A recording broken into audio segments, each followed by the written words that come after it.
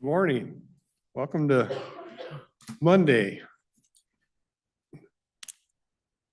So we'll just start right off with you, Sean. I see building and planning in house. Good morning, Commissioner Sean Roy. Today I have Tracy Jackson with me here. We're gonna go over the budget for building and planning for 2025. Let me pull it up here.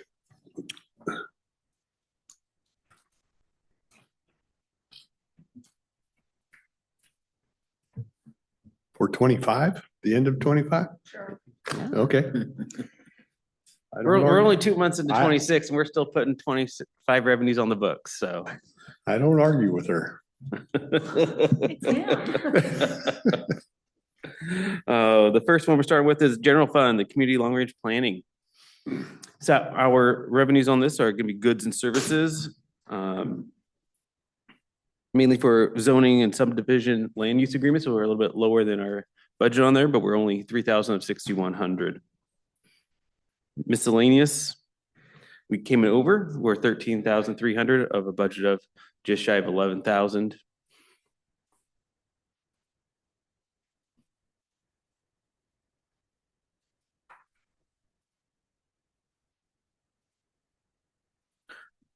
Expenses here, we came in under budget for personnel, 346,000 of 424. Supplies, she spent under $500 of her $3,800 budget there, mainly office supplies.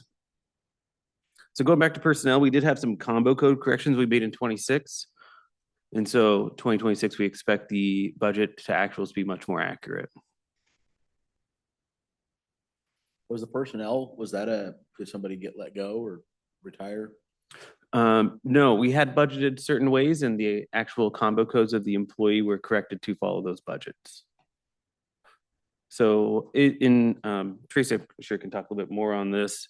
And her staff is split between a quarter and 3/4 go here and there. Oh. And so the actuals were not accurate for how the employees were being coded on that. So we corrected that issue. And that's the behind the scenes. Mhm. It's just whatever portion of my time, manager's times, we all get split over the two funds. So it was just correcting the back end of the combo codes. Services came in at 124 of 163 for the budget. The majority of that's gonna be internal services at 58,000. Professional contract services of another 57,000 and advertising of 3.5. If you want to fill in on any kind of services there. And the professional and contract services is the portion that we can bill. It's not permit related for the fire code. And so it's when Calitz 2 does our fire investigations for the county. That's the portion that the general fund is paying. So that's what that 57,000 is. What do we advertise for? New positions or land use applications. So you'll whenever the next item, the agenda item, we have a subdivision that when it goes, SEPA reviews, anything for land use, they have to be advertised. Yes.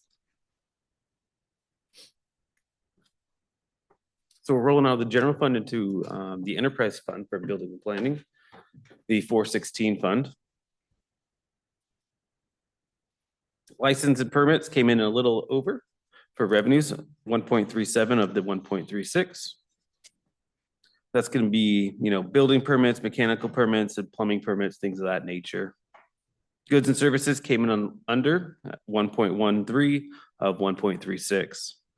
That's going to be plan check fees, mitigation, excuse me. I don't know if Tracy can spill any light on that one. So because we're at everybody's mercy when they come in the door, we can only thumb in the air, best guess at what we think is going to walk in the door. But a commercial project, a large project, apartment building, sports complex, something like that can just blow these fees out of the water, or it can make us look short. It's all a give and take of what the community is doing right now. And so we try to factor in interest rates, how many planning clearances we've done, because that's the first step for building permit. and then what the septic permits activity are doing. So we kind of try to factor all that in and do best guess, but it's always a crapshoot for what we really don't know what will walk in the door. But I have to say with this dry weather this year for 2026, we are busy. We are very busy. I think this dry weather and then with the interest rates dropping a little bit, it's helped. So we're seeing a lot of activity. And the last revenue source is miscellaneous. Came in significantly over budget. We brought in 136.4 of 70,000. The majority of this is interest earnings. So that was approximately 73,000 of that value. On the side we really care about is the expenditures here. Personnel. Tracy came in under budget again at 2.06 million of 2.24. Supplies, 21,600 of 36,500. Most of that's going to be office supplies, fuel for her inspectors, and then uniforms. Services came in at 788,000 of 1,078,000. The far majority of this is going to be internal services again at $460,000. Professional contract services at 226, and then interfund professional services at 15,000. And on this one, the professional and contract services, part of that is the CALETS 2, the part that we can charge to the permitting fees.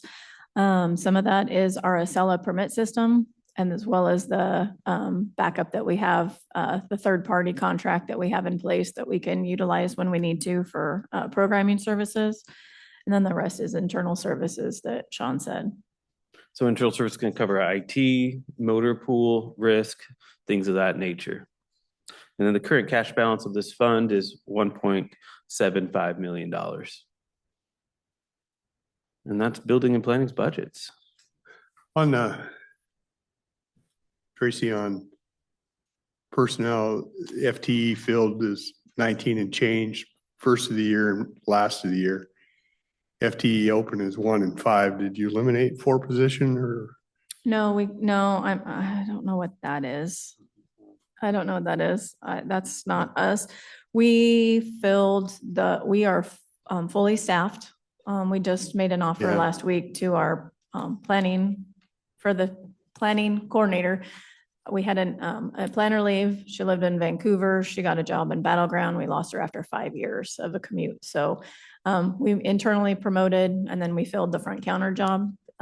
Tara starts with us March 16th. So we are completely full, We're but full right now, okay. we are completely full. So I don't know what the 5 is. I'm not sure.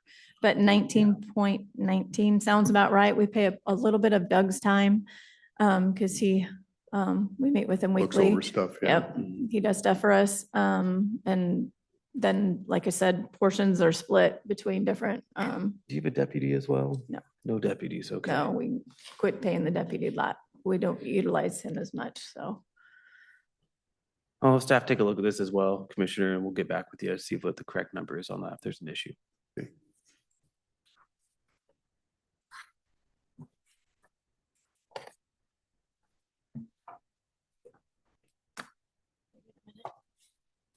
Oh, do you want to go? Okay, Can I steal a little bit of Commissioner's time? Just, I know Sean's got a busy morning. Because we are a fee-for-service department and we have really ramped up, we also have, we do all of Castle Rock's plan review, billing inspections, and building official work. We back up for Longview and Kelso. We are being asked to take on and administer work for Kalama and Woodland that we do not currently have contracts for, that I will be coming to the board after we get everything finalized to do their plan review, building, kind of like what we do for Castle Rock. It would probably do all of it for Kalama. And then Woodlands would be an interim while they look for somebody to get certification to do theirs. I believe they're going to utilize their fire code plan review person to do some of that, but in the interim, they don't have anybody. And so we will be taking on that additional work, as well as because we have been so streamlined. We do everything paperless. We went from 26 employees, now we're down to 20. full-time FTEs. We have, we do a lot with the employees we have, and I mean, I'm so appreciative of what they do, but we are, we currently have a valuation that we charge for our building permits is $123.68. Every other jurisdiction up and down this area uses the average of August of 2025, and it's 170.8. So we are way behind on our valuations of what we're charging for our fees. Not holistic fees, but just the building to build. If the board would so be obliged to let me increase my fees to match the rest of the jurisdictions and charge use the August of 25, and then update that every year. August of 25, it would help us increase our intake. And then also then I could possibly pay for an additional body. I have the money currently, but I don't want to reduce my ending fund balance anymore. I would like a little bit of cushion. I know this is the wrong time to ask, I know, with everything on your table, but I am a fee for service and I have a service to provide. So I don't want to make my timelines longer. I hate that excuse. Oh, it takes weeks and weeks. Right now, we're right about 2 weeks out on building permits, and I would expect it to stay that, if not reduce a little bit. I would like that person to, it'd be a code tech 2, 3, or 4, however they came in with their certifications, but it would be succession plan is also, I'm gonna have 3 people that could leave anytime, that could retire on the building side. So this would give me an extra body to be out in the field and do the other jurisdictions, as well as help me at the counter and get plan review out. It kind of, an ombudsman, it could be a little bit of everything, which several of my employees down there on the building side we utilize for different things, whether it be counter to get plans out, whether it be in the field, or whether it be doing plan review. So you're asking to increase your fees $40? The valuation, not the fees, but the building valuation, yes. For the ICC, using the ICC annual report, and that's what all the other jurisdictions currently do. And another FTE. And then, well, I would like to increase it. Could just ask for the board's blessing, and then I would have to come back and have a public hearing to increase the annual, the building valuation. But then to offset that, I would like to utilize the extra fee and intake to pay for a body. It'd be 100% cost covered by enterprise fund. It wouldn't be anything general fund at all. All of my building staff is 100% enterprise fund, except for a portion of 10%, I think, of Mike's is general fund. And then also I can throw out there that if I increase my fees down the road or across the board going forward, I might be able to bring some of the people that are a portion paid out of general fund into this, solely into the permit, to save the general fund some additional money. I have that option as well. How soon do you think you'd see that turnaround? The what turnaround? Where you're not gonna be taking it out of the general fund? Or you'd be switching it over to the enterprise fund? I could do that probably in the next month. It wouldn't be a huge, I mean, it'd be an FTE or 2 at the most, but every little bit helps. But this would be in addition to that. So I would have 21 employees, not 20. We have the workload, we have, I mean, with the vacation and sick leave coverages alone, half the time, one of the 2 of my plans examiners goes out in the field just for coverage. We have the vehicle, we don't need anything like that. We already have the computer. It would be a subscription to the Bluebeam, and then just the body. Paying for the body. We have the backup car, so we would be okay there. So what's the amount of the increase that you're talking about for the, An FTE? yeah, Any- no. For the fee that you want to increase? The fee valuation, if we use last year's numbers, we could bring in about $200,000 additional. And the FTE would be anywhere between 80 and 125 based on a loaded number, based on their qualifications coming in the door, whether it be a 2, 3, or 4, however their certifications. So I'd still be ahead by adding in the additional fee valuation. When you say other jurisdictions, are you talking about Clark and Lewis Yep. up and down? Yep. And and then all the way up north. Yep. Which I don't usually count those, but around us, yes.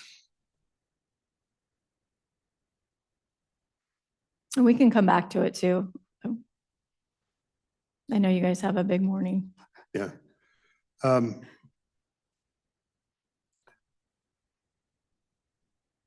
just take I'm not usually one that's, if your argument is I want to keep up with the Joneses, I struggle with that. Mhm.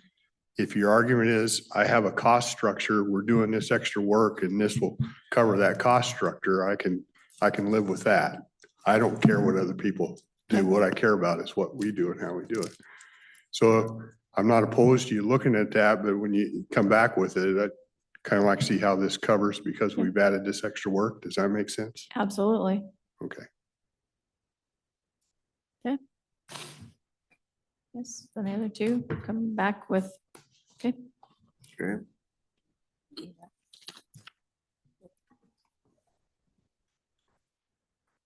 Hey, Mr. Sean, and this might go a little while, budget discussion. Yes, sir. So thank you for taking the time to talk about budget here. Just want to give a quick recap of the approved budgets for 2026 and 27, and then have some discussion on some of those points. For 2026, we approved a budget that was $61 million in revenues, $74 million in expenditures. So we had a net operating negative of just over 13.1 million. For 2027, the board approved revenues of 69.3 million and expenses of 79.5 million. About a net operating loss of $10.3 million there. Included in that revenue was an unknown revenue at that time of approximately $8.3 million. I'm here today to talk about that unknown revenue and to discuss where that is and what will be made of. That was that magic number out of the sky to make everything balance. So now we're here to talk about it more, so we can Yeah. put a little bit more concrete feelings to this as we roll into 26 and plan for 27.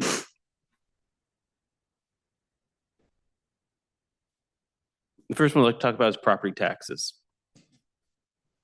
The board has chosen to bank a capacity of approximately $750,000. In 2027, we're anticipating the 1% to be about $220,000, and hopefully new construction will be about $350,000, with totaling up to about 1.32 million. I would be asking the board to take the full 1% and all bank value associated with that and new construction. Some of our other options available to us are reimplementation of the mental health tax. That could still fund therapeutic courts. Some of the language on there does have supplanting language and could be used for only expanded programs or new programs. The anticipated collection on that would be about $3.3 million. The board has the option of putting out to vote for a juvenile detention tax that could be used for our juvenile facilities. Additionally, some of those dollars could be used for adult facilities. If approved by the vote of the people, that could be about $3.3 million as well, 0.1%. I think you should all have a handout in front of you with a chart as we get into the public safety ones, as some of the names are similar. We currently collect the criminal justice sales tax. That's what funds our law and justice fund. There's 2 additional public safety taxes available to us. The one highlighted in the bottom orange, the public safety enhancement sales tax that was approved in 2025 is a 0.1%. That is a vote of the board to enact. Currently, a few of our jurisdictions around us, the cities have implemented this.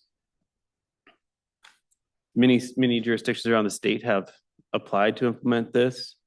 Currently, 2 have been successful throughout the state, both King County and the city of Kent. Uses of these funds could be for public safety related items such as sheriff's office, courts, jail, and ancillary items associated with that. The non-voted councilmatic would be about approximately 0.1% and be $3.3 million an estimate of. The other public safety is the public safety sales tax. And this can range from up to 0.3 of sales tax on that. It's a shared tax. We would have to share 40% of our collections with the cities on their per capita basis. 0.2 of this tax would estimated to be approximately, I don't have that in front of me.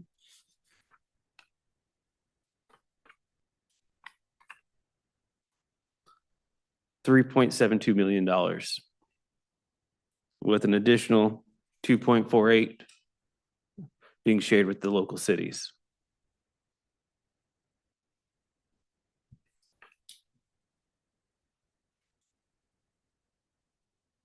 Another revenue generating option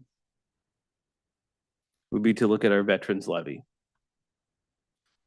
On the the first Tuesday in September, we have the option of looking at their fund balance, seeing if it exceeds the next year collection, and foregoing collection on that and bringing those dollars into the general fund. That's about $220,000 a year. The current cash balance of our veterans fund is approximately $1,050,000. Additionally, we have the option of a road shift. That'd be shifting taxes from our roads to the general fund. And that value can vary depending on what the board chooses. Another option we're looking at is our investment earnings. Looking at the ability from special revenue funds into the general fund and what that may look like. We're still early on that one. And I want to come back to you with additional items.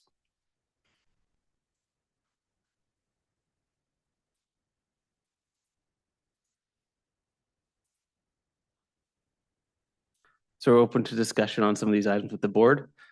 I bring it up now because if we do have a vote of the people needed on these items, we would want to go out in the August primaries. The cutoff date to get something on the ballot would be May 1st, and so we'd need a decision soon so we can prepare for any documents to go out to the vote.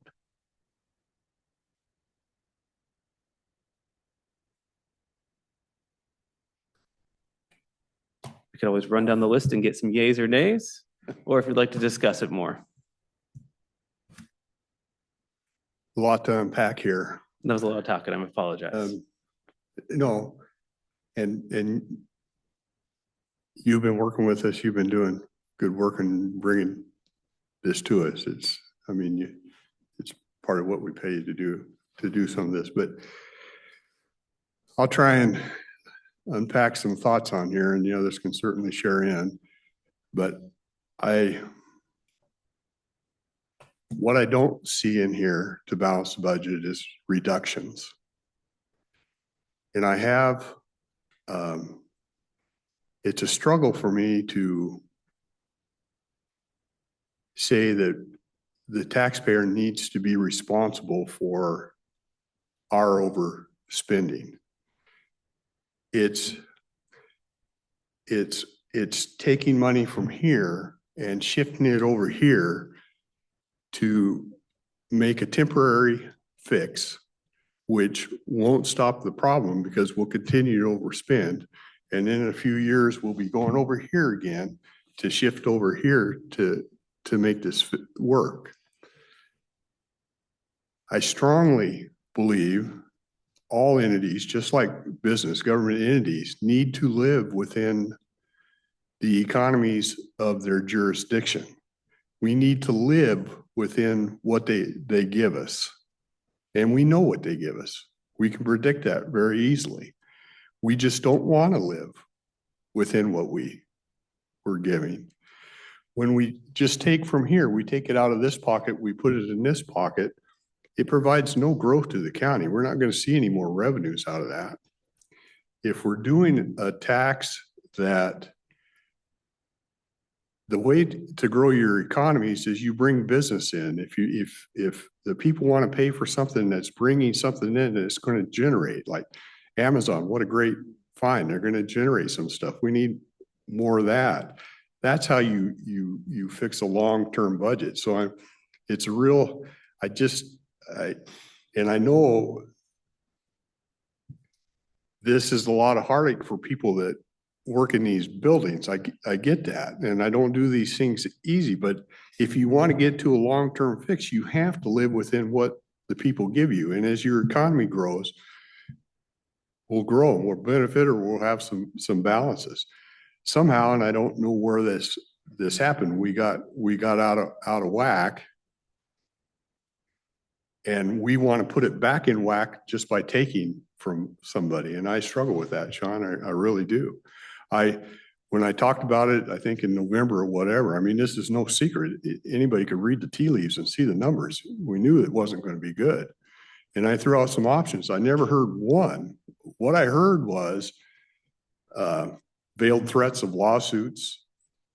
The world's going to fall. What I didn't hear is, well, maybe we can do this. Maybe we can do this. There seems to be an entitlement in government that we're going to get what we need, and how you find it is up to us. And it's almost real similar to this. I struggle with that. So when you're talking to me about increasing taxes on the people, I don't know that I can do that. Unless I see some concrete reductions in expenses and how we're going to make sure that we maintain that. We don't even have a plan in place that says this is how we're going to spend our money so we know everybody stays in check. We don't. I've thrown out a couple ideas and nobody wants to talk about them because they're painful. Now we have the areas that seem to be able to balance themselves. Building and planning, public works seem to balance themselves. So I don't know why we can't do it in general fund. But I'm probably gonna, well, more than probably, I will push back on this stuff just for me. I think that's fair. And we haven't talked about cuts today. I think our first approach is to look at where we end up on our revenue side so we can then start talking about our cuts. We can't cut if we don't know what our goal is. Yeah. See, that's a little different approach than I take. I know where our revenue side is. I can predict it. I can see it. So I'd say this is where you need to meet. And if we find other things, we'll give some bonuses back to you. But we keep kicking that down the road because nobody wants to deal with it. And we'll continue to kick it down the road as long as we let them. And I'm at the point, I'm done letting. Let's throw it out there. This is what it is and move forward from that. Sure. So just to put that into perspective, if we did not increase our revenues like we budgeted for 27, we would be still at our 2026 plus a small amount. So we would be looking at total cuts of about $18.5 million. Yeah, I agree with everything that Commissioner Dahl said. What I would add though is that it's not just that we're not living within our means. We have a state that continually shoves unfunded mandates down our throat that we have to deal with one way or another. And those oftentimes come out of the general fund.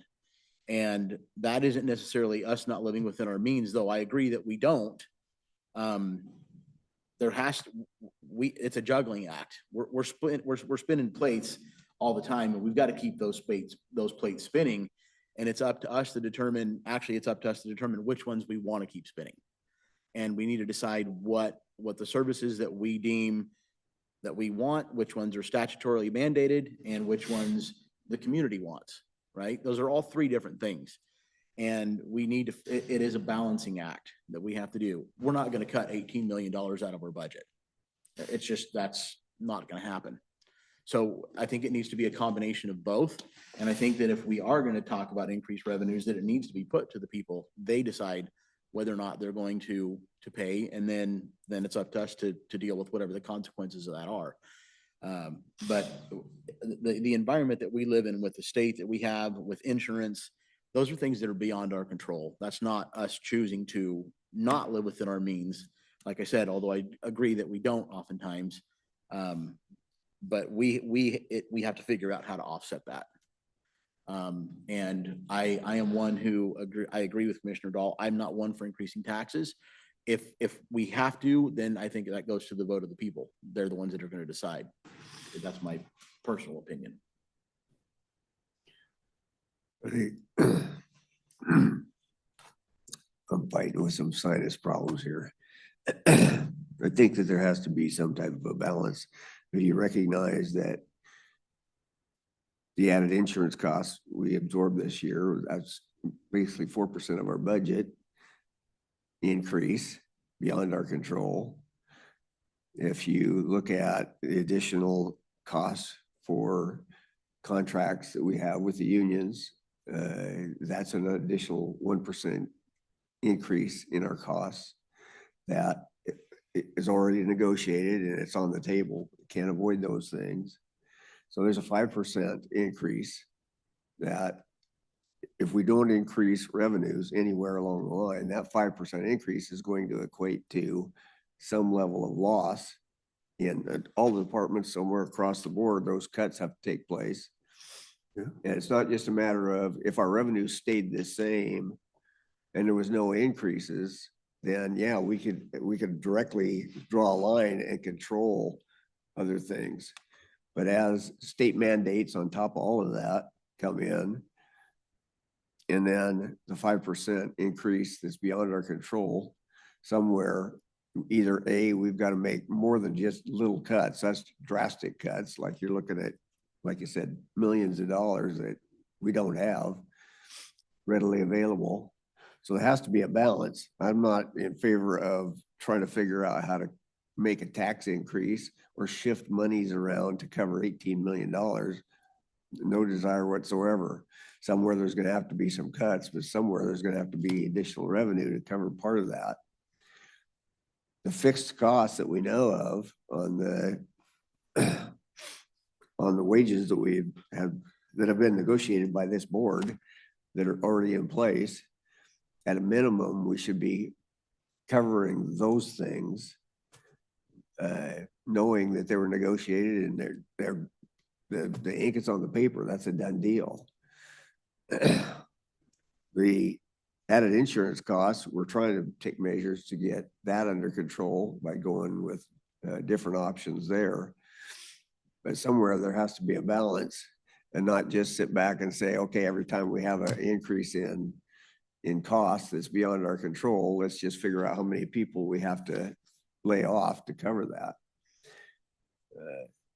And at what level are we responsible to provide the services that we do provide, whether it's the courts or building and planning or wherever it is, or what level of service are we expecting to provide to the community without cutting that down to the point where we're a failure. So somewhere I think there has to be a balance on both sides of that.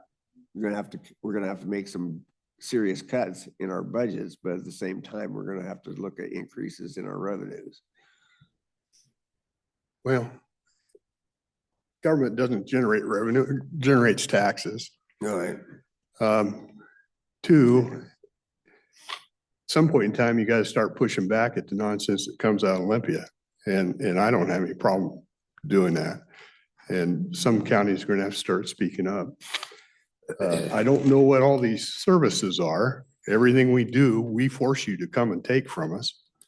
I mean, I can say police enforcement is a service that taxpayers want. I can say our roads are. But most of the time, it's just you have to come to us because we're telling you, you got to come to us. So to to me, government is a bigger burden than it needs to be. And if it shrinks, I'm good with that. Now, obviously, I'm probably the only one good with that, but I'm good with that. And I just don't see paying, and we want to throw, here's what always cracks me up. We don't get a vote. We put out an advisory vote on behavioral health tax. Nobody wants to believe that the people actually voted it down. They want to give you reasons why they didn't know what they were doing. And so we want to put it out there again. And the disrespect for the voters just drives me crazy. They told us, so why would I put that out there again? They told us by a large margin that they didn't want to pay this. But we'll keep pressing it till we wear them down and they say yes. I just have a different view. I think the government is burdensome as it is. We're never willing to shrink, never willing to shrink. And I'm not going to throw all that on the backs of the taxpayer. But that's just one person's view. So Commissioner Dahl, I'd like to expand on a point you made. Growing our revenues as the county grows. 1/3 of our revenues or more is property taxes. Unfortunately, that is limited annually to 1%. As our taxing base grows, we do receive new construction, but as those appreciate, we are limited to 1% annually on that. About $11.5 million of it is from sales tax. Sales tax usually follows the economic drivers considerably more than a property tax does. But with only 1/6 of our revenue coming from that, it's much more difficult to grow with the county as the county grows. The other half is from more state-funded items and things of that nature. The two main funding sources for the county, half of our revenues do come from some sort of tax. When we look at the expense side of the general fund, by far, the highest majority is our public safety system, that being both the sheriffs, the jails, the juvenile facilities, the courts, the prosecutor's office, and our public defender's office. So when we do look into these significant cuts, that would be a high majority of our cuts just based on use of the budget itself. So I just want to be clear on that.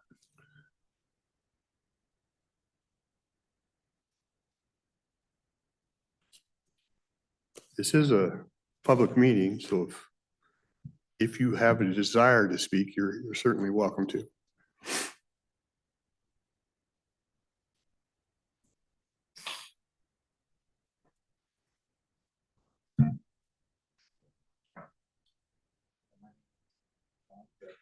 The green light. My name is Brian Magnuson and I live at 274 Barlow Point Road. You guys have a tough job. And I would say that I joined the CALTS Economic Development Council back in '97. And that's when I learned that we had the ability to start a public facilities district. And myself and one other individual eventually got that started through the county, as you know. And my focus in life has always been to make this a better place than I found it. And so when we built the conference center, as you see it today, it used to have a bunch of old dilapidated buildings around 7th and Washington. And that was really a proud moment for me to see that. And the revenue that brings in, even to this day, the amount of folks that enjoy that facility. Well, so the next step of this was to build a mixed use or a multi-facility that would include sports and a larger conference area. We've probably worked on this for, well, we've went through 2 master plans, and now we have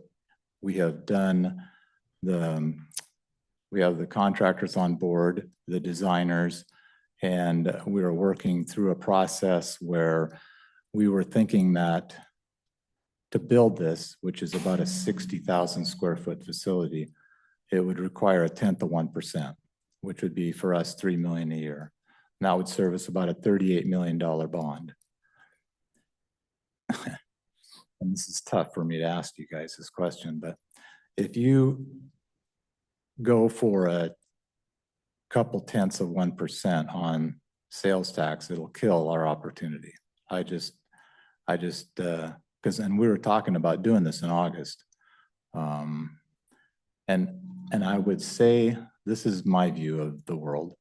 So 5 years from now, if you pass a 0.2%, Calais County is going to look exactly the same as it does today.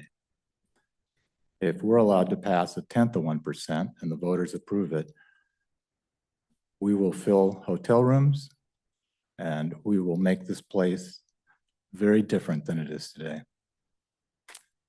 I just feel like that I needed to say this because, and I know it's a tough job. Do you guys have to balance this or figure out how you're going to approach it? But I'm pretty passionate about this.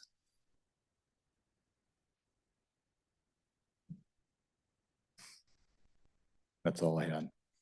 Thank you. Thanks.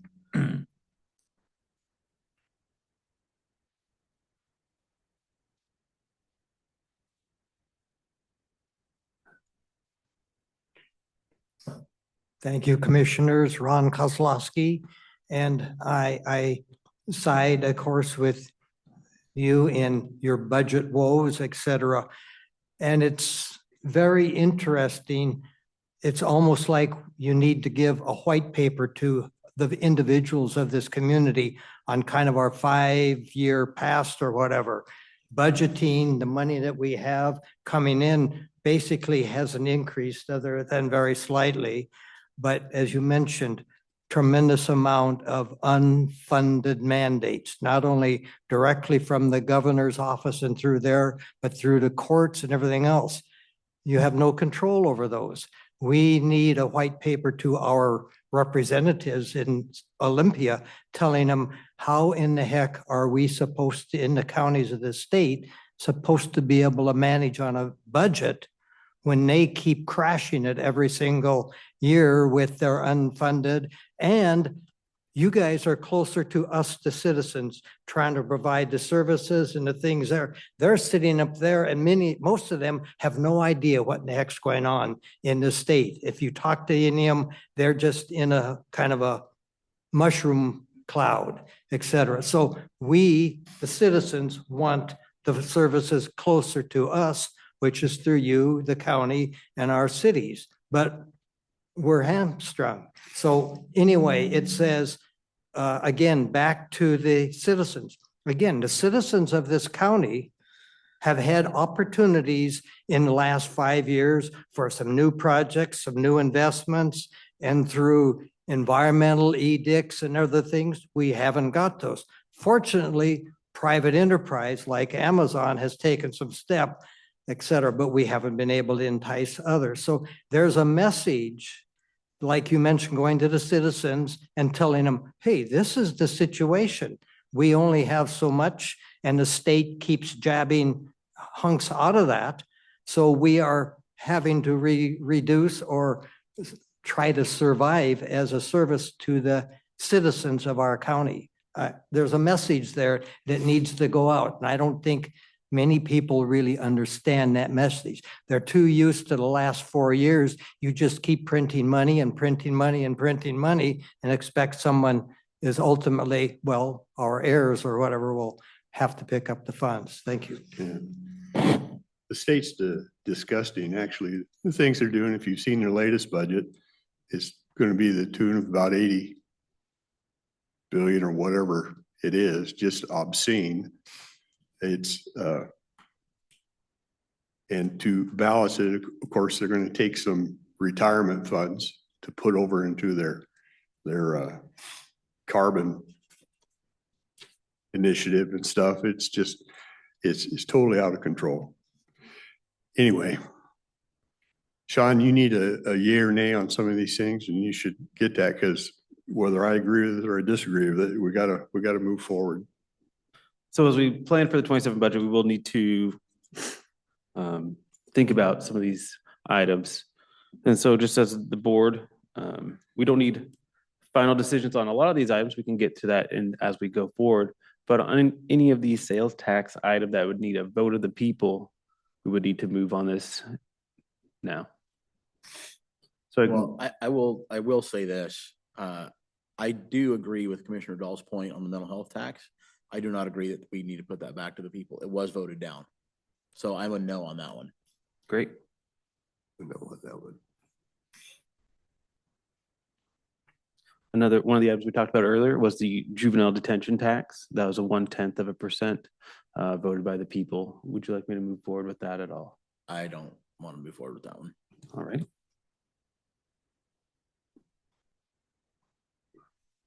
The public safety enhancement sales tax. This is a council decision. Would the council like to move forward on this one? Is this the one that's in orange that you're referring to? Yes, sir. This is a non-voted. Now, there is a caveat with this one. If the board chooses to go out for the public safety sales tax, the voted one, and that is turned down, the public safety enhancement sales tax cannot be put in place for 12 months.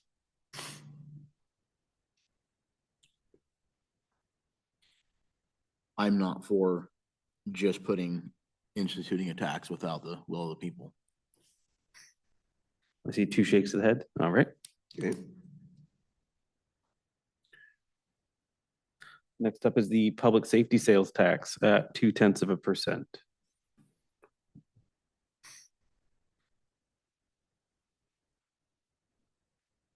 Brian, I want to ask you a clarifying question. Are you saying that if that tax, if the voters implement that tax, that they're not gonna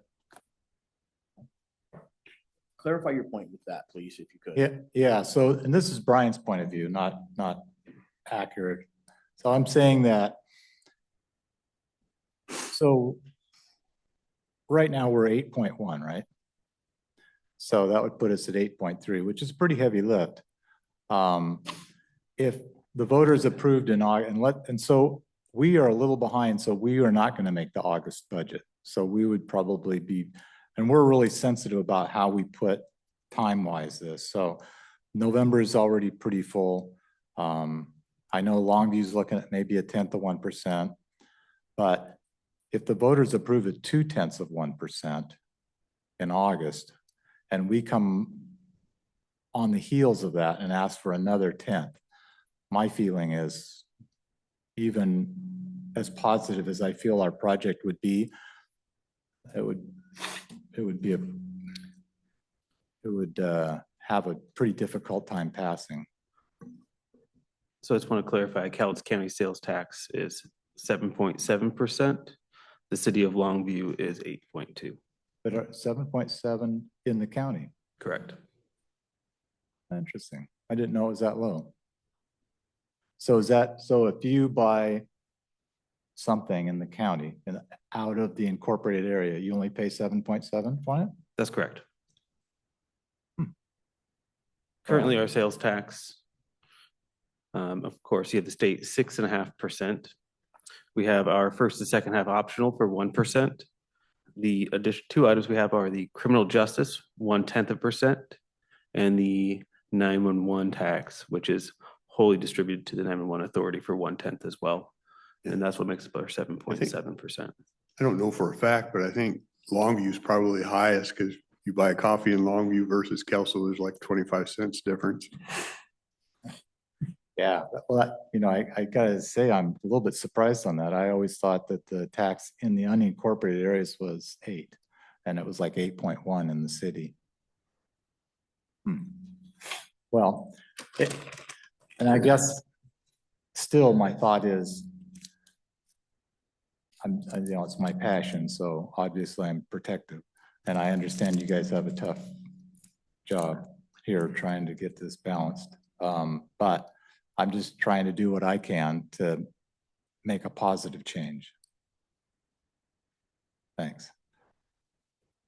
And I appreciate that, Brian. And I have to say, I agree with you that we need to be proactive with doing things to bring things to Cowlitz County to improve the quality of life so that we attract more of the people that we want to our county. Okay, so the resident election administrator can't keep her seat.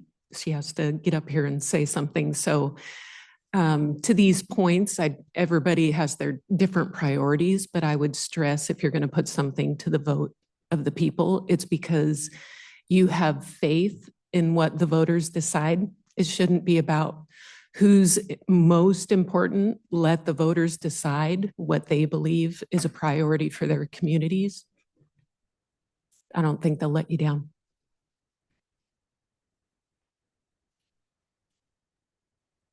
Could I also make some clarifying points as like a department head? We're having a discussion and, you know, the public isn't hearing from regular old department heads from the general fund. And I'm a conservative myself, strong conservative, fiscal conservative. And I agree with a lot of comments that are made here, but what I would like to bring to light to the public is nobody works anywhere where they're not going to get a pay increase, right? So we're always growing or we're going to lose employees. Nobody stays with an employer without a raise. So every time that you approve a union contract with COLAs in it, you recognize that, right? So I guess to that point, you know, us department heads, I want to make sure that the public knows that we're waiting for direction. Nobody is, that I'm aware of, is sitting back, refusing to do anything, right? We want to work together. So we're kind of waiting to see where we end up with this budget to make some decisions on what we have to do versus what we can do in the interim. I just want to make it clear that as department heads are working with the board actively. I didn't want it to appear as though, you know, we're all resisting, because I don't think that's the case. Well, I But- heard them right here in this room. Who? I heard them right here in this room in November. They sit right up and they talk to me. I don't, So that's not what I heard the judge sit heard. right there. So I did, So excluding the, don't be telling me that. well, 'cause don't put me in the same category as the judges, I guess, to that point. So we're in this together, and we're going to work it out together. But as a department head, I would like the public to know that cuts aren't going to give them any break. So we can cut, and we may likely be forced to cut, but the reality of those cuts is that you're going to lose services. The great service that you receive in the auditor's office every time that you come in, we're going to be forced to close our doors on certain days or reduce our hours to accommodate leave time and lunches and get everything done that we need to get done. You won't get out of paying the services that Olympia is kind of forcing on us. You're just going to get better, unfortunately, no service when you come in the door from us, because we won't be staffed or equipped to handle it like we used to. And if that needs to happen, that needs to happen. But I want to make sure it's clear that's what will happen with cuts.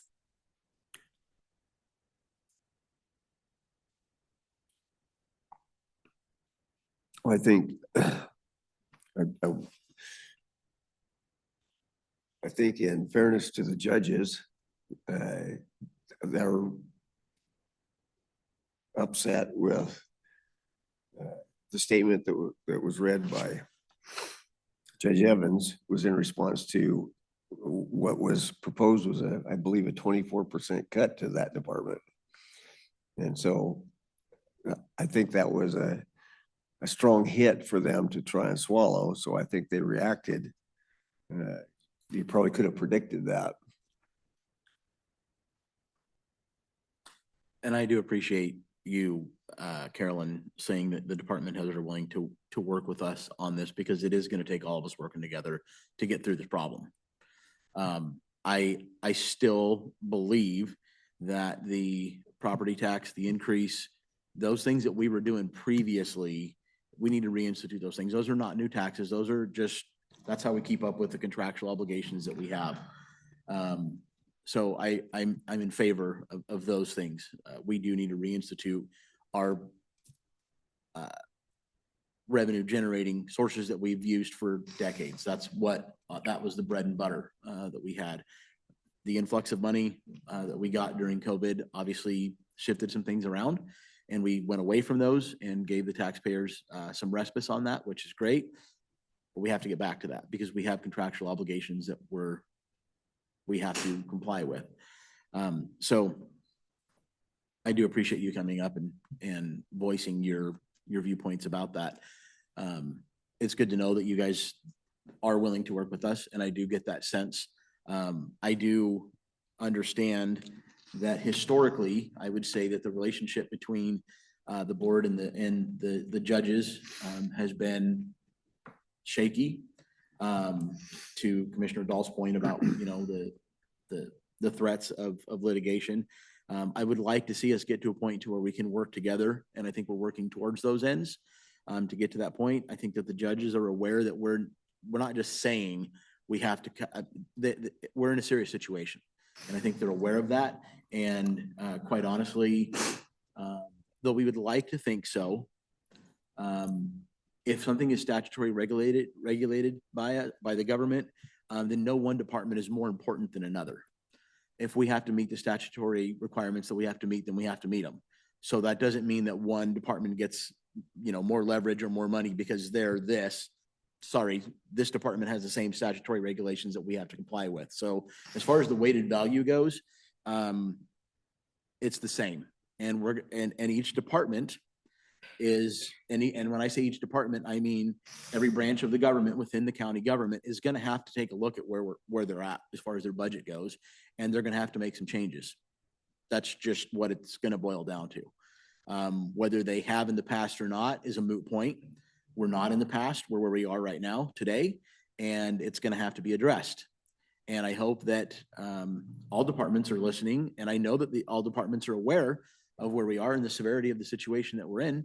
And we're going to be asking there's going to be some sacrifices that are going to have to be made. I agree with that. And I guess that was my point coming up here, is just kind of reminding the public and myself too, we're not working against you. We're in this together. So we're looking, I mean, you guys are going to have to go to work just like us. You know, you have to get back to our regular bread and butter in taxes, and also put some issues to the voters and let them decide what's important. That was my point. One thing though that I haven't heard discussed in a public meeting, I have discussed with Sean.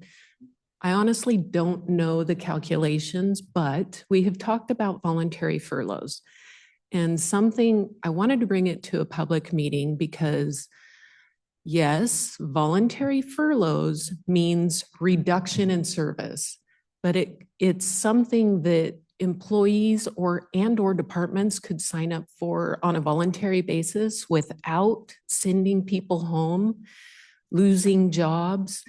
In fact, what I proposed to Sean was if we had an agreement, say the board decided the auditor's office needs to cut $100,000 in the 2027 budget, right? That's about a position and a quarter or so. What if every employee in the auditor's office, if we knew that number, right? What if every employee decided to take a minimum number of unpaid furloughs in addition to VEBA contributions? That's an optional, I mean, that's a lot of money. VEBA every month is a lot of money. And let me tell you, we did that in 2008. It didn't work. The relationship between the department heads and the board didn't work out so great because they still required a cut. But let me tell you, if you gave us the promise, I have to tell you that my staff would rally and they would say, we don't want to send somebody home. We're all going to donate and keep our family safe, right? Just an option to throw out there.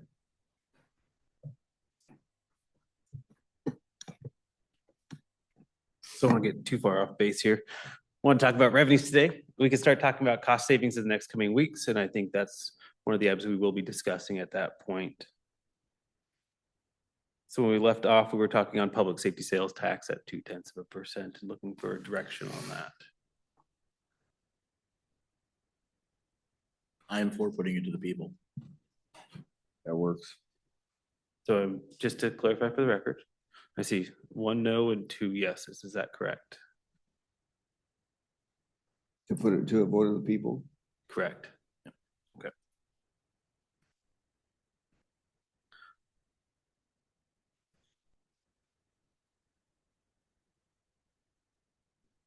And as we work forward through the year, we'll come back and talk more on property taxes, investment earnings, the veterans levy, and the road shift. We'll see you in a few weeks to talk about expenditures then. Okay. Thank you. Okay. Can I just do my agenda items while I'm up here? Or you want to break from me? No, go ahead. All righty.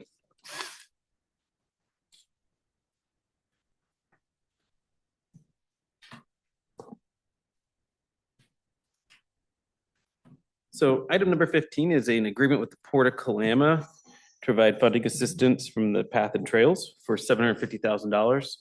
If you recall last year, the port came in, gave some presentations. At that point, the board gave us approval to start the contract process to get this funding in place. This is finalizing that process. The port has signed our agreement and is coming before the board.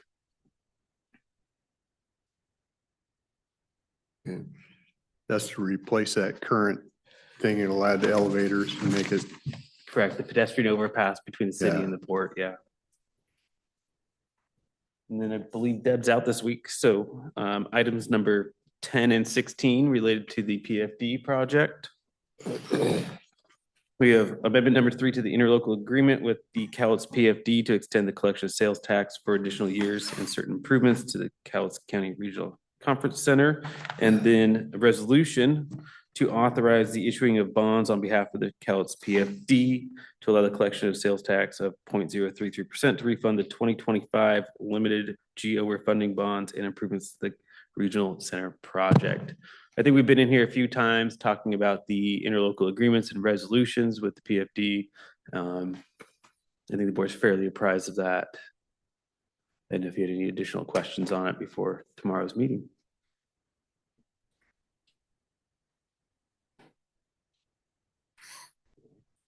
Thank you, commissioners.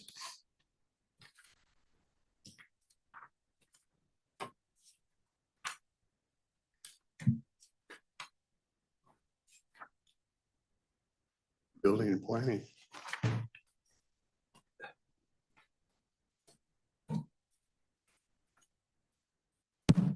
Back again. Tomorrow in front of you on a motion item number 20, you have the final approval for KT West subdivision plat. It went to Planning Commission in October.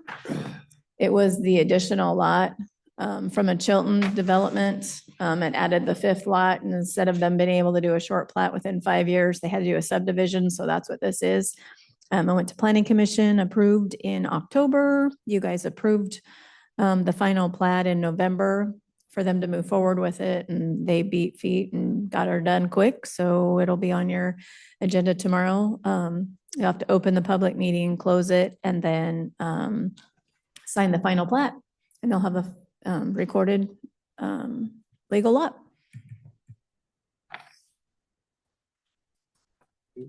So this is 5 lots? This will now? be the 5th lot for the, And it's a motion item. It's, it is a motion item because you get to sign the plat. yeah, okay, Yeah. And then they go down and record it, and then they have their legal lot of record. all right. Yep. Thank you. Bailey, I'm assuming this is you, commissioners.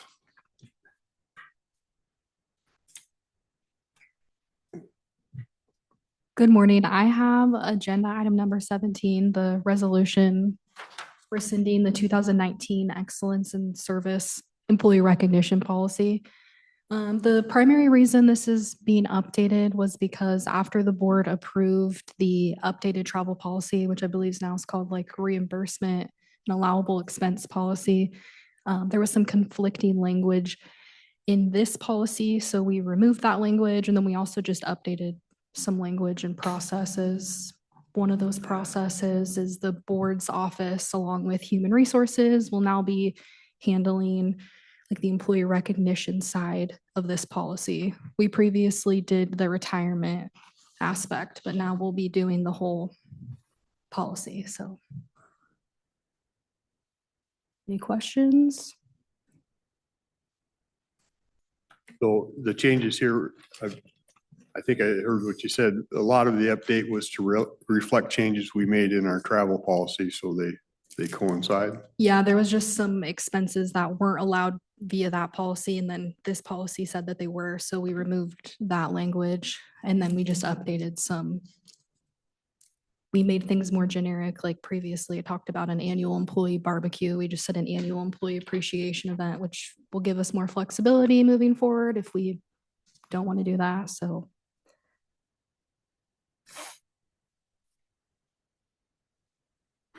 Okay.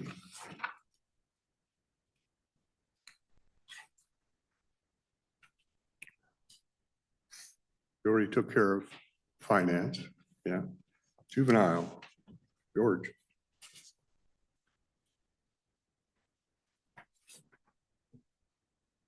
Good morning, Commissioners. George Moya, Juvenile Court. Tomorrow on the agenda before you, you'll have an amendment to our contract with Columbia County for detention services. The amendment changes to the original contract that was set in effect in 2012. We've had this contract since 2012. Essentially extends the contract expiration date to May 31st of 2028 and also increases the fee for services. George, what's the increase in the bed rate? Between the increase that we currently have now that we're asking for, it went from 152 to 161 per day.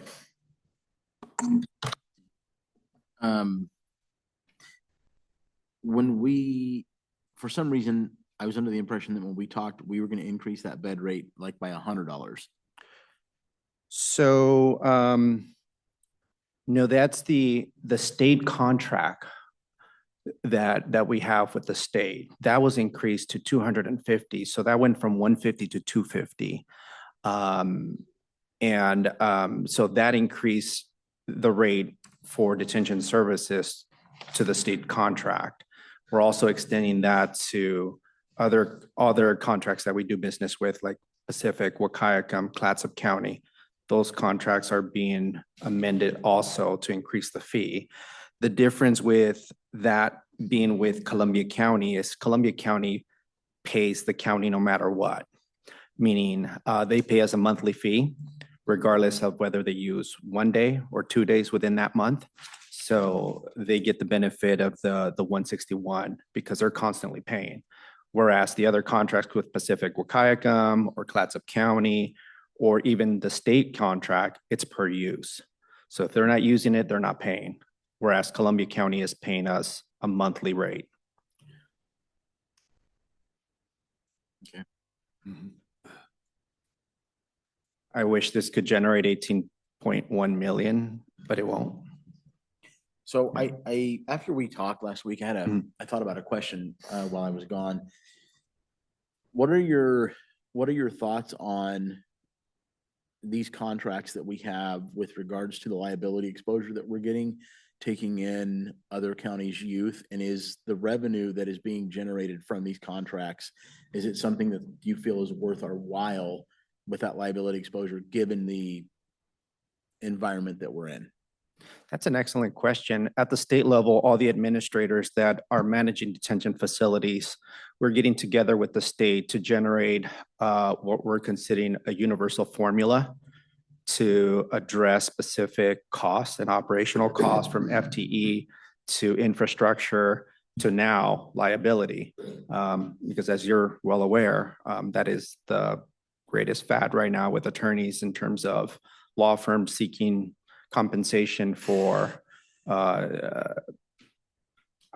whatever it may be through tort claims. Yeah, that's a great question. I can let you know that at the state level, we are discussing that with the state to come up with a universal formula that's going to address infrastructure, FTEs, and liability issues.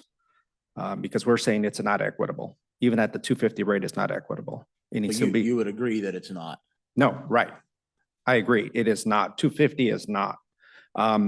When the state is telling the legislature during their legislative hearings that the true cost to their bed rate is in the 1500s per bed, you know, how is it that at the county level, you're only paying us 250? You know, that's insane. Something's not adding up. I get that they have a different sort of infrastructure that we don't have, but at the end of the day, it's still a bed is a bed, a meal is a meal, and medical is medical. So. Okay. Do all these, like this Columbia County, Oregon, does it have a juvenile center of its own? They don't. No. No. Wahkiakum, Pacific, all those probably don't. Correct, they don't. So we pay to keep our juvenile center $3 to $4 million a year. It costs us to keep that running. Mhm. And they pay us $161 a day. Why Depends- are we even doing this? I mean, they should be helping cover the cost of a center that they didn't have to build. They didn't have to build. They don't have to staff. We're doing all that for them to the tune of $3 to $4 million a year. And they get to pay us $160 a day to send whatever kid here. That's a heck of a deal. How can I get that deal with somebody? I mean, I'd pay somebody $160 to send our kid somewhere. I in a couldn't agree heartbeat. with you more. Yeah. So I don't know if I want to look at these anymore. If they had to do their own center, they should be helping cover this center since we're providing that service. And they're providing the same number of kids roughly that we have in Cowlitz County. I mean, it's not like we got 10 million kids over there. We run single digits a lot of times, maybe low teens. These other counties are getting a heck of a deal, and I'd like to have that same deal with somebody else.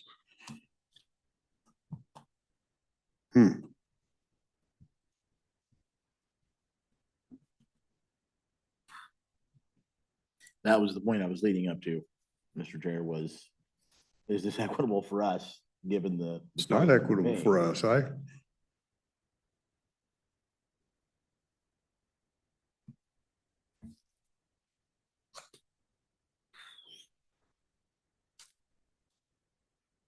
Georgia, I'm probably going to ask to move this to motion because I think it takes a little more conversation tomorrow. I'm sorry to do that to you, but I think Sure. I'm going to move this to motion or ask to move it to motion. We have a bigger conversation on it with tomorrow.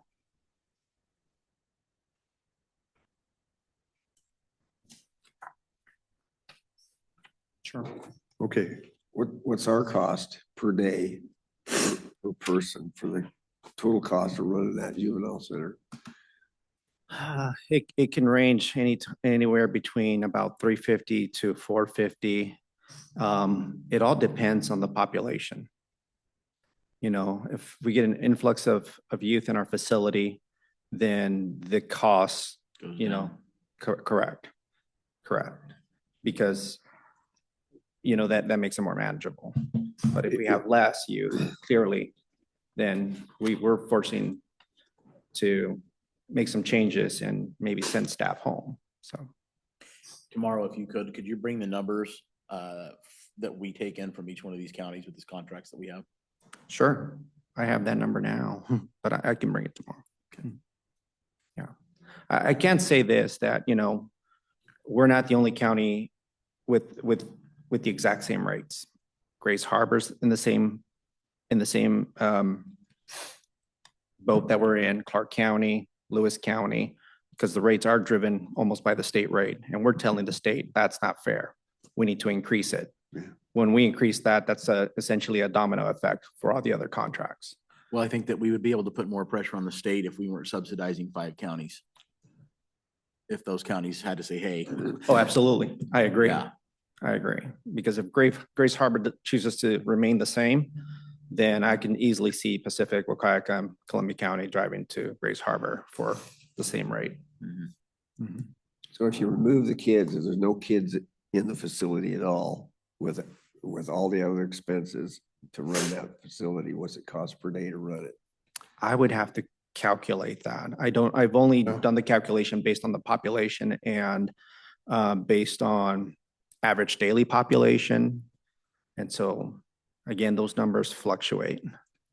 Well, more global costs, you could look at it in this term, it just use a $3 million figure that we spend every year to keep that over there. That's $8,200 a day that it costs us to run that facility. Yeah.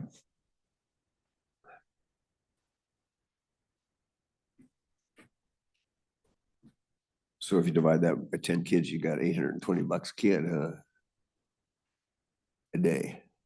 To make that If 8,200, you yeah, had 10 kids in there. yeah.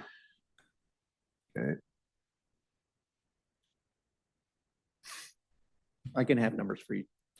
Thank you.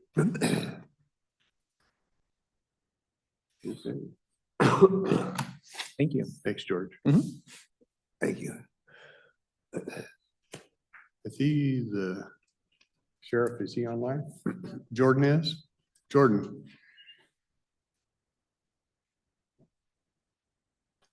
Morning. Good morning. Looks like you just have a couple more of the agreements to use your shooting range That's correct. That's it. with the tribe and, okay. Items 3 and 4 is what I'm, nope, 5 and 6, okay. You think that wraps them up?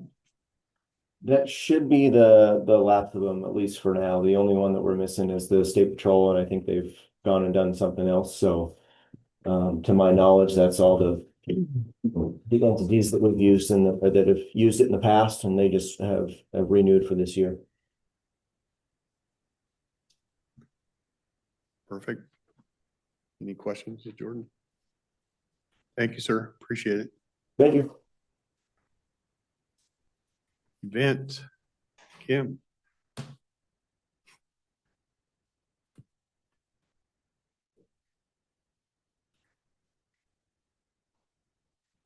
Good morning, Kim Bocut with Cowlitz County Event Center. I have 2 items on the agenda tomorrow. There was 3, but I think one's a duplicate. The first one, put my glasses on, is a grant that we are receiving from the Washington State Department of Agriculture.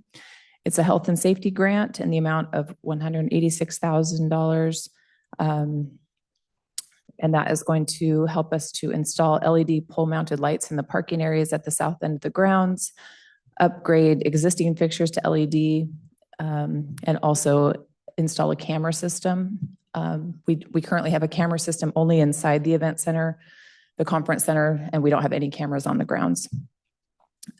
This is a reimbursement grant, so we will do the work and then we get reimbursed from Department of Ag. Do you have to send that out for bid, Kim, or can we do it ourselves? We could do it ourselves, yes. Okay. If there's anything that has to be provided, done for us, then yes, we would follow purchasing procedures. Okay. Mhm. Is there any questions on that one before I go to the next one? The second grant is in the amount of $23,500.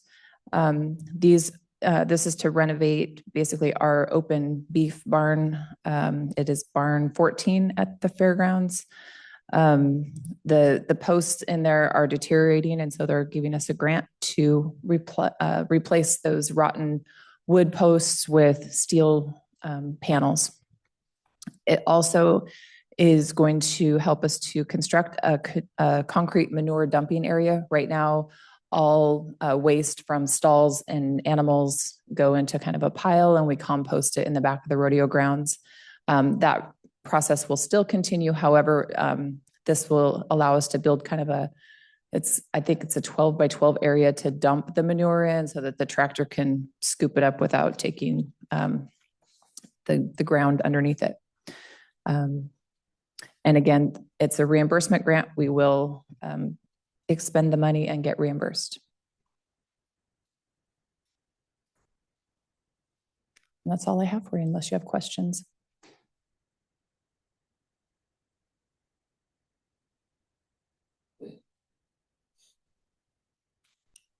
I'm good.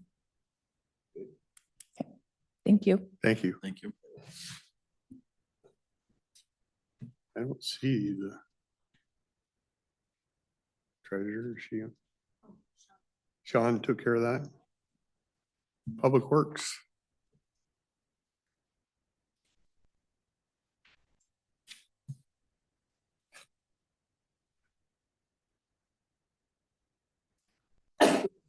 Good morning, Savannah Clement, Public Services. I have one purchasing item for the board that's on consent tomorrow.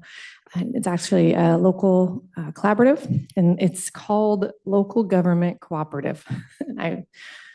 Very fancy name. But anyway, this allows us to get involved in an interlocal agreement with actually the state of Idaho to get some really competitive pricing for sign materials and road materials.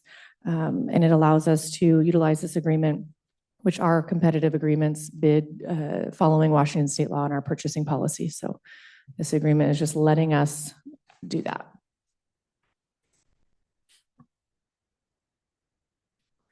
Any questions on that? Okay, I'll pass to Susan. So good morning, Susan Eugenius, County Engineer, and I have various items bringing tomorrow. So the first is a call for hearing. This is another call for hearing for a franchisee. This one will be with Comcast. It's a proposed 10-year franchise that we have been working with Comcast for quite a while. It's called for a public hearing on March 24th.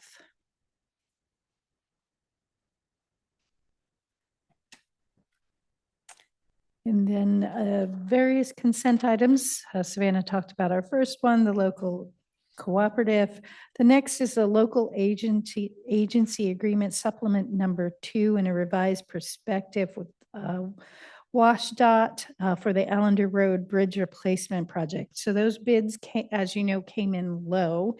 And because they were below a certain threshold, WashDOT makes us go through and update our local agency agreement with them to reflect the lower cost.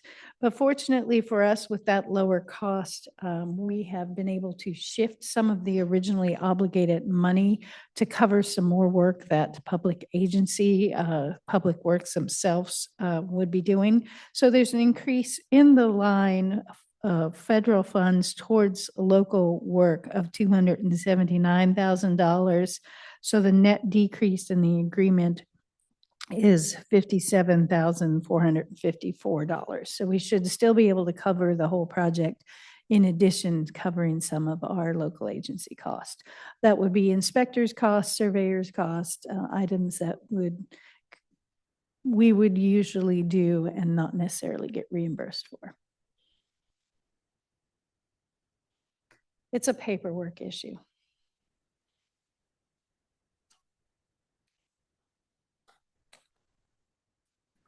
Any questions on that one?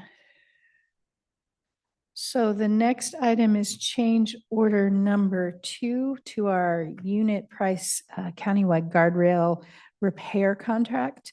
So this is the second year of the contract, and as such, the vendor has the right to show the increase of items that they bid in 2024 to current prices. So we give them a cost increase opportunity at this time. And we, unfortunately, as we have noticed, our amount of damage has gone up. So this is a total change order request for $30,000, bringing the contract to $502,800. $80.75. We are getting geared up to go out and do another repair, which is why we are bringing this change order forward. At this time, we're looking at doing repairs end of this month, beginning of April. Estimating 3 weeks. We have lots of damage and end sections to repair again. Is it number of incidents, Susan, or is it just like worse damage per incident? So it's just the number of incidents besides the hits from drivers. We've also had a great increase this year of damage of tree fall. So we had a lot of trees down in some of these events, and then when they fall, sometimes they damage the guardrail significantly enough that it needs to be replaced. The small dings we flatten out ourselves or leave if they're not, they don't impede the rail's ability to do its job. We just leave them.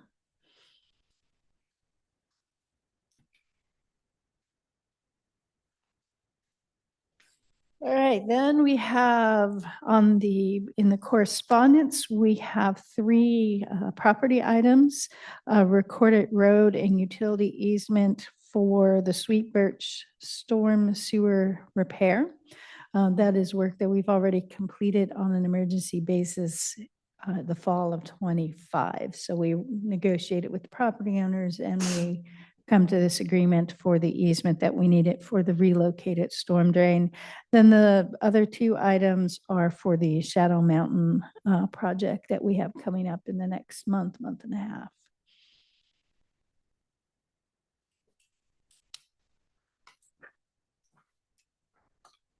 Public Works has 1 motion item, and it's change order number 1 to the contract with Quig Brothers for the Barnes Road repair. So as we were going through the contract, that was an emergency. We went through it quickly. We found a couple items as we were finalizing the costs that were not documented correctly. So this change order is to correct that issue, as in the extensions weren't multiplied out correctly. So the unit price for these items is not changing. The math is being corrected. So that's change in bid item number 4, which is roadway excavation and haul, embankment and disposal, including haul, crushed surfacing, base course. And in addition to that, when the contractor was out there working, the time to remove all of the material that is not acceptable in the embankment or in the creek increased by just over $12,000.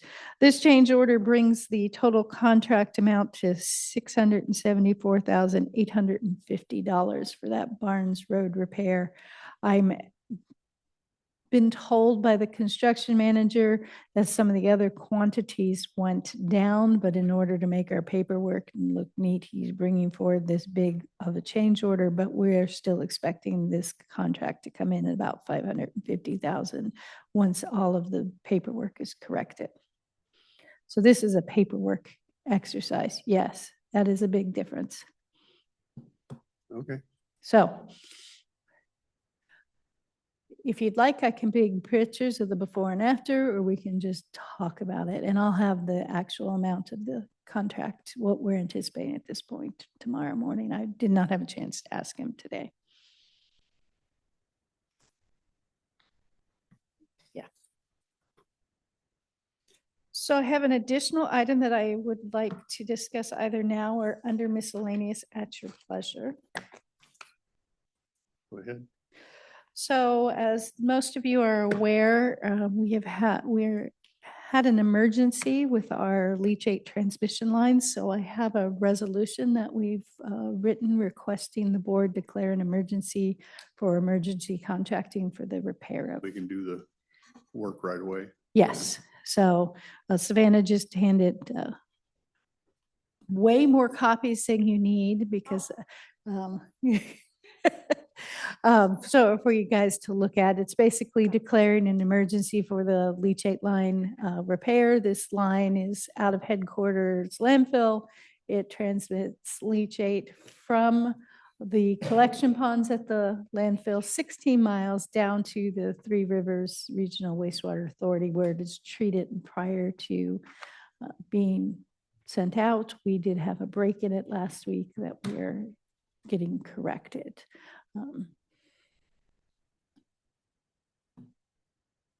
Sounded like from Savannah's email that any of the spillage has been cleaned up and we're okay with it. Yes, we have been in conversations with Ecology, following their direction and keeping it cleaned up. Okay.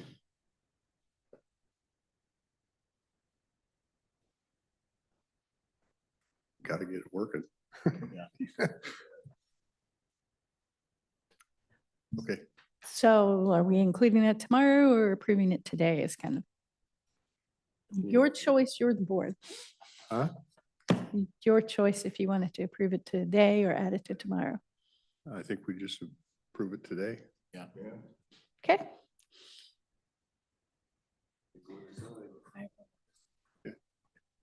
Huh? We should make it formal. Okay, ready? I move approval of the emergency repairs for damages of the leachate transmission line serving headquarters landfill. Okay, we have a motion to approve. Any questions, comments? Okay, seeing none, call for a vote. Those in favor? Aye. Thank you. Thank you. I'm sure you just send out electronic to us. Okay. I just have one more miscellaneous. It's just an update for the board. We do plan to come to the board tomorrow at our 2 o'clock afternoon meeting to discuss county facilities and assets with the board. So just a heads up on that. We want to do that tomorrow afternoon.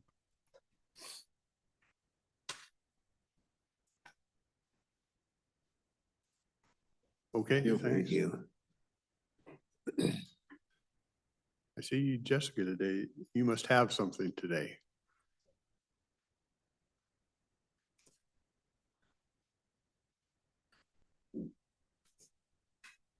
Good morning, Jessica Warren, Human Resources. I just have a request for an executive session under collective bargaining. So if you had any other miscellaneous or other items, we can wait until the end for that.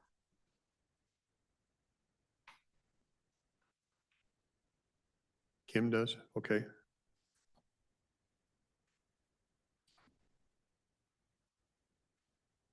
Is that the fair board?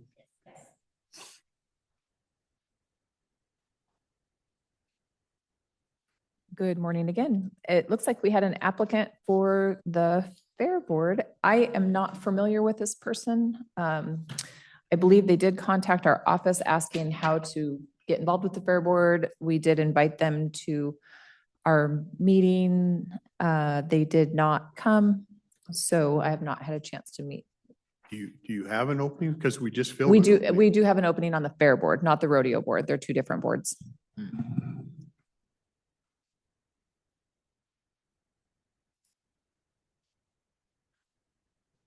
I know in the past, you guys have taken the time to interview candidates. I would welcome that. I just don't have I've never talked to this person, so.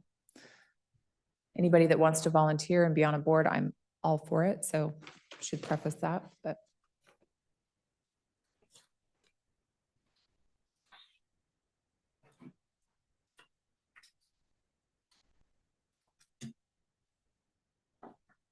And she has a pretty cool name, Kimberly. Well, she was a council person at Kelso. She lost this last election. Okay. She's a pretty good person. I don't think there's really any issue with that. Where Okay. she's at right now is because I saw her post, she's down and watching spring training, so she'll probably be back. I think she'd be a good person. She always did well on Kelso Council, in my opinion. Great. Pretty fair. I had a question with regards to this, not because of this particular one, but of another one. What happens if we appoint someone to a board and they don't work out? What's the process to get them off of that board? We can take a vote here and say, You're gone? yeah. on most of the advisory boards, there's certain ones that have, and this would not be one of those. There's a different protocol, but the great majority of them, it's just us.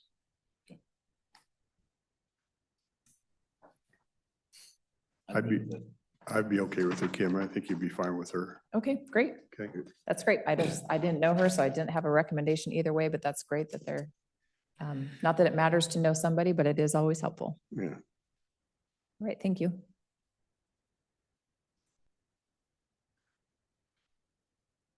Hey, Jessica, you had how many minutes?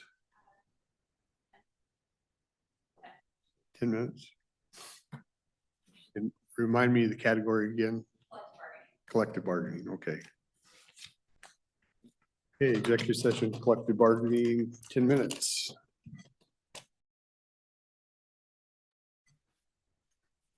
Okay, back from executive session, no actions taken. Anything else, Jessica? I think we're all good, okay. Miscellaneous liaison reports. I'll report on a couple I met with. One I met with Event Center, Kim. And part of the conversation was we've had a contract with, when we set up the PFD, there was a contract between us and the county that goes back.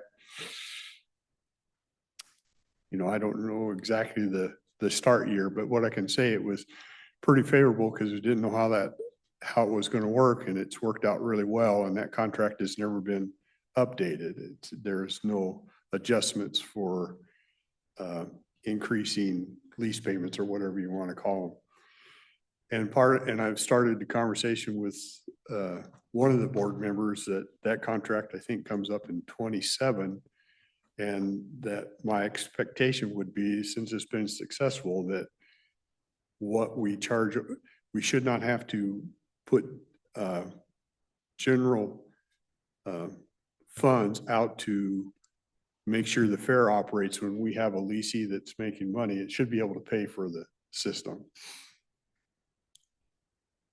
So that was a conversation I kind of started that they should expect the contract to be looked at. And they've tried to help. There's been years where they've just gave the fair some money to try and cover that. So as they do, I want them to do well, but there should be some kind of a graph that as they're doing well, that we're doing well too.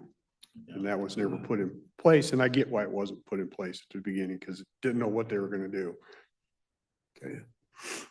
The other one was with IT, and there's two items in there that I don't really understand, and I'll keep working on. One was, there was a time when, and I'm talking about specifically PeopleSoft, but it's just the whole idea of having backups. I had directors, department heads in my office. I got called over to the court because they were worried we didn't have backups and we're going to lose these people. We don't have anything. So made it a priority. And we got backups for PeopleSoft in place, a company. And now we're just, and I asked about that, how it's going. They said, we don't use them. We don't need it.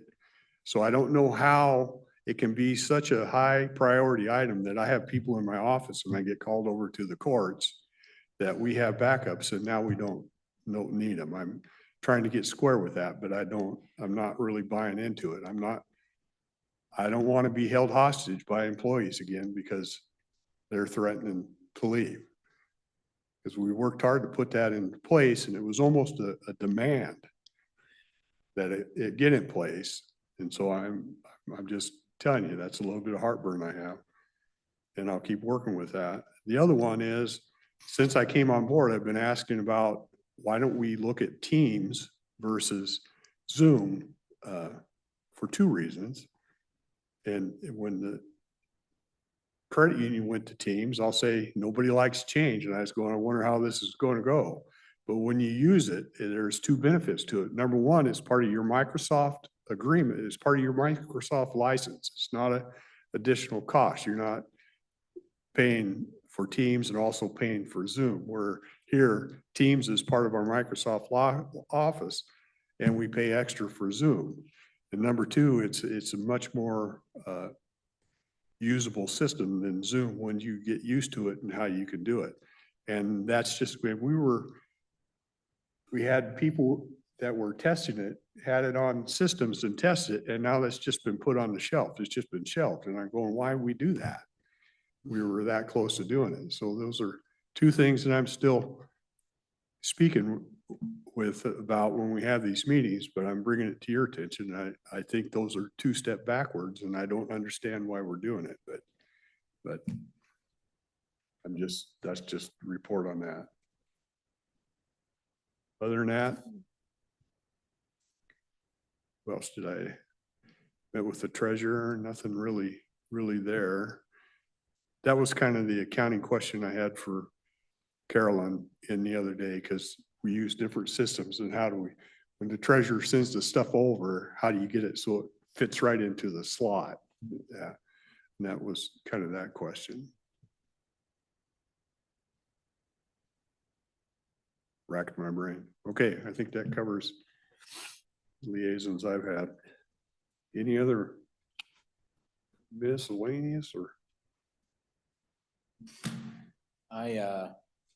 I met with the clerk, with Stacy, and that went good. She is looking at making some possible changes with regards to the budget and saving money. She's got some good ideas that she's going to be implementing. I also met with the courts. I met with Danielle and Judge Fassett and expressed to them the severity of where we are as far as our budget constraints go, and they're willing to work with us on what needs to be done. They understand where we are with that, so I'm looking forward to that.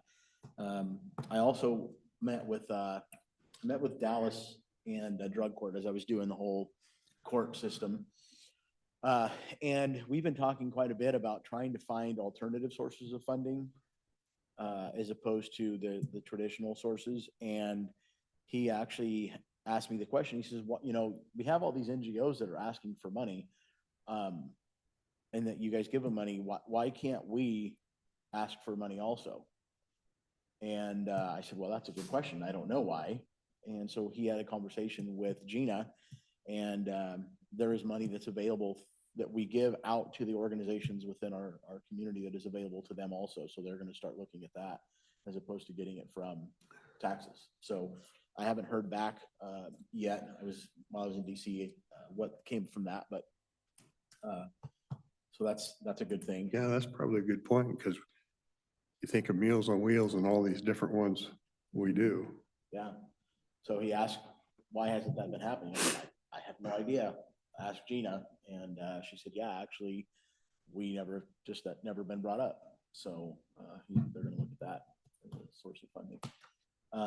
Just an update on my DC trip. It went very well.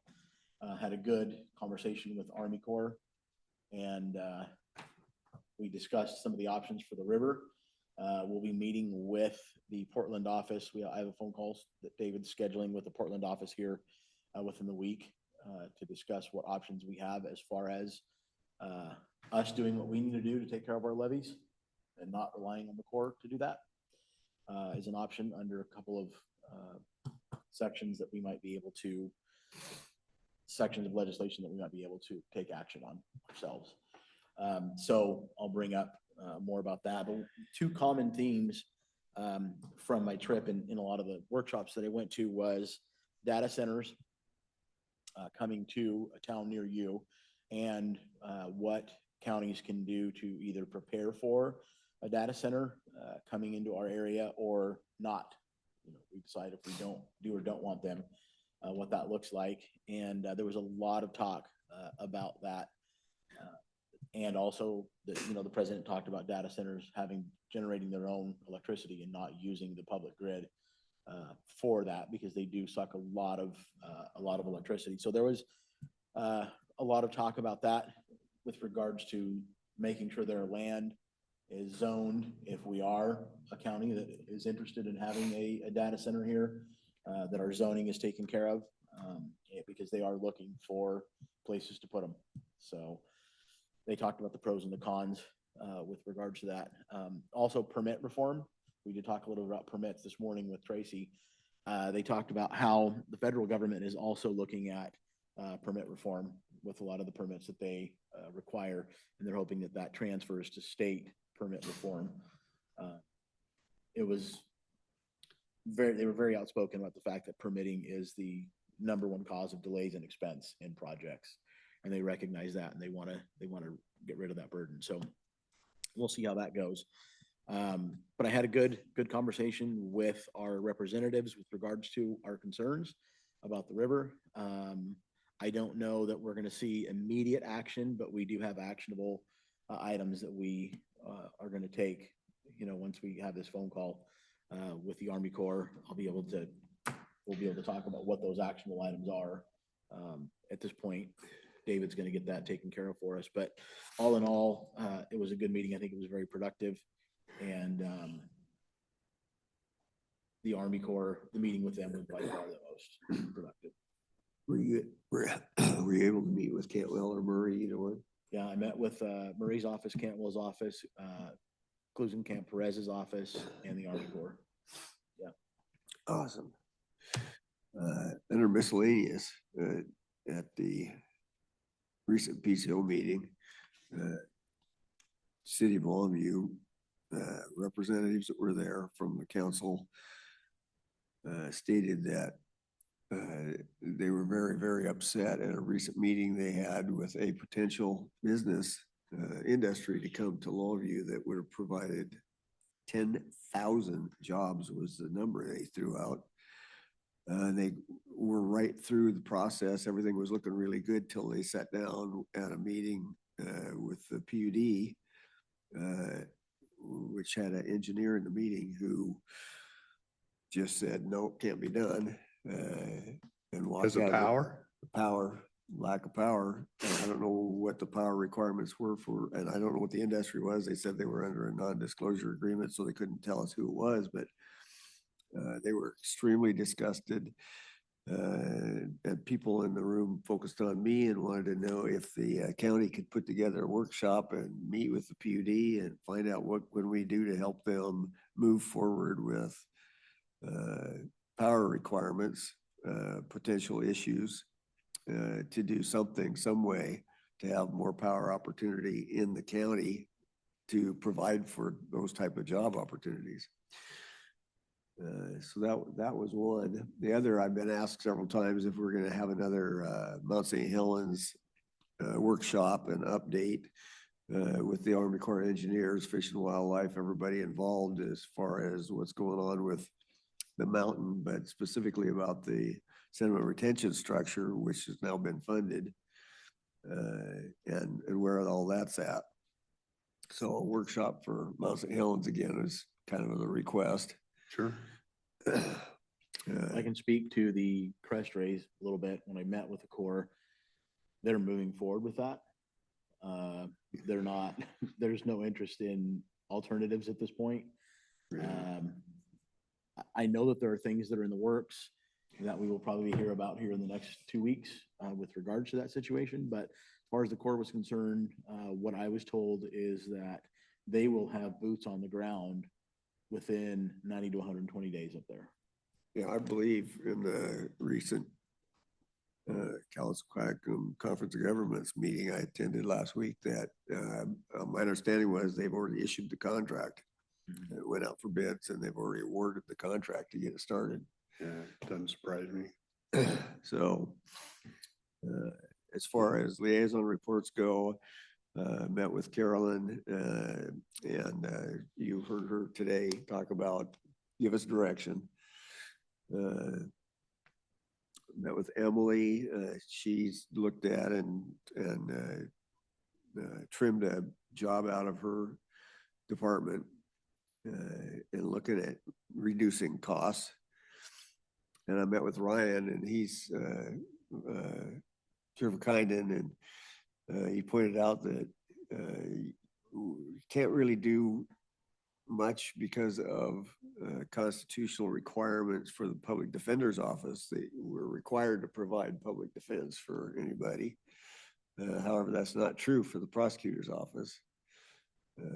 So he's kind of looking at what he can do also as far as where our budget's going to come down and how that's going to get trimmed.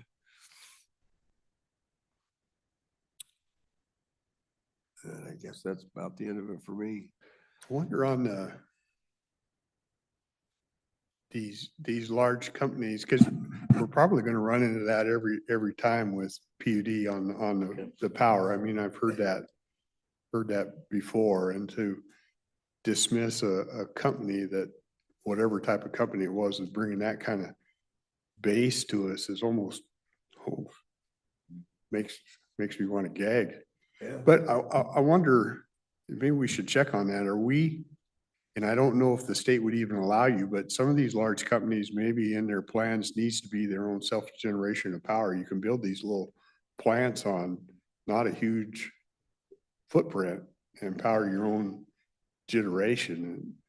And maybe we should look at, do we allow them to do that, one, and can they get permits for that too, I guess. I know in Eastern Washington, they're building some of these, what are these? Self-generating. Yeah. power. It's that's one of the things that they talked about in one of our meetings, and it is something that people across the country are looking to take the strain off of the grid. If, you know, and what they said was it all boils down to making sure that you have, you being the counties, have done what we need to do as far as our homework and due diligence to say, hey, you can come here and do this. Or if we don't want somebody like that coming here and doing it, then we need to specify it. But to prepare and to lay that groundwork one way or the other, because there are counties that don't, and those are the places that they're kind of shying away from. So if we're saying, hey, we're open, you know, we're open to this idea in Cowlitz County, come and take a look at it, then we need to lay that groundwork. Give that policy. Yeah, I don't want to be the blocking point. Yeah. Right. Well, I think recently in State of the Union address, Trump talked about the fact that these large data centers and huge power requirements, pushing for those type of big companies, if they're going to come in, they're going to have to build their own generation. And I think the small modular reactors now take up like 6 acres. They're not monstrous territories like the old ones were. Yeah. And it just always stuns me. I mean, on the U.S. military, how many nuclear reactors have we got? Nuclear powered aircraft carriers and submarines and everything. And we got thousands of our kids are on those vessels. They've never had an incident. And the military can turn one out overnight, but we can't build one for 30 years. Yeah. So it's just nauseating the amount of restrictions that are being placed on us. And while we're struggling and wanting clean power, China is building a new coal-fired plant every week. So. Well, and we, in our area, we have the resources that they would need. And one of them, particularly for data centers, is water. Yeah. That they use for cooling. So that's something that I think that we need to discuss. Another thing that I just thought of as I drove by the Cowlitz River and saw the seals. Yeah. In my conversation with Perez, she is pushing and moving forward with Pinniped, you know, what we can do about that. Because I told her, I said, you know, it's kind of interesting to me that we have this ostensibly this faction that is so concerned with our fish and with our resources, and we even have game wardens who are weighing people's smelt buckets to make sure that they don't go over the weight. And we've got 150 seals over here at the mouth of the Cowlitz just raising havoc on the salmon and on the smelt, and nothing is being done about that. So it's interesting to me to see where our priorities truly lie when it comes down to saving the fish, so to speak. But yeah, and she thanked us for the letter that we signed on to get that, to move that legislation forward as far as the seals go, sea lions. I did see, we have quite a few more emails regarding the Humane Society issue. Yeah. Between last week and this week, I think I'm over 24 now easily. I thought we'd address that somewhat tomorrow after get through an agenda before public comments. I suspect we're gonna have some people here to talk about it. Well, that'd be good. Yeah. I've had some pretty vile emails and messages in the past, but nothing like I've gotten in the last 5 days over that situation. One of them this morning, I was like, wow. Welcome home. I've said this before and probably say it again. I've worked with over the years in private sector or whatnot. I've seen a lot of contracts and worked with a lot of people doing contracts. Sometimes you sign them, sometimes you don't agree, but this is the first. I've never seen a vendor throw themselves on the ground like 2-year-olds and demand their money. Yeah. That's a very first to me. It's very telling. Yeah. I must have missed something about an article in the Daily News that I saw. There was a follow-up letter from attorney from, was it Dave?